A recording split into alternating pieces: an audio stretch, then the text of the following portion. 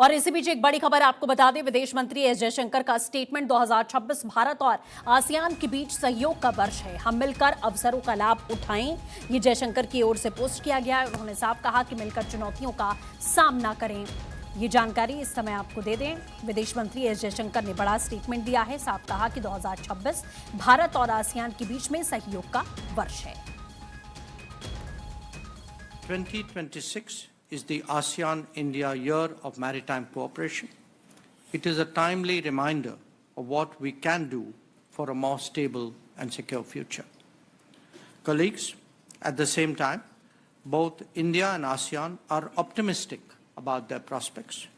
Our eyes must therefore be firmly fixed on opportunities, even while addressing challenges.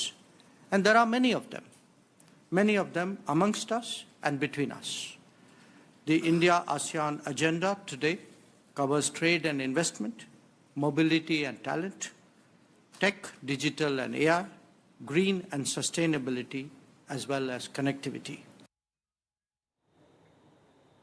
तो बिल्कुल बड़ी खबर आपको बता दें, ये बड़ा स्टेटमेंट दिया गया है आसियान की बैठक में। एस जयशंकर ने ये बयान यहां पर दिया। भारत के विदेश मंत्री एस जयशंकर, जो कि मनीला में भारत के साथ आसियान पोस्ट मिनिस्ट्रियल कॉन्फ्रेंस 2026 में उन्होंने साफ कहा है और ये जिक्र उनकी तरफ से किया गया। भारत आसियान साझेदारी को मजबूत करने की बात उनकी ओर से यहां पर कही गई है।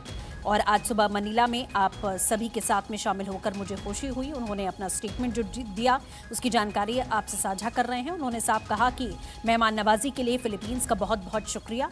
और इससे भी ज़रूरी जो बातें उन्होंने कही वो यही कि भारत आसियान व्यापक रणनीतिक साझेदारी को बनाने और मजबूत करने में देश के तौर पर कोऑर्डिनेटर की भूमिका निभाने के लिए मैं शुक्रिया भी अदा करता हूँ।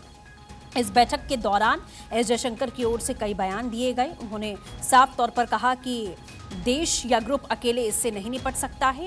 एक तरीके से उन्होंने आतंक की भी बात यहाँ पर कही, लेकिन चुनौतियों से निपटने का जो एक सामना करने की बात है वो जयशंकर की तरफ से साफ तौर पर स्पष्ट की गई।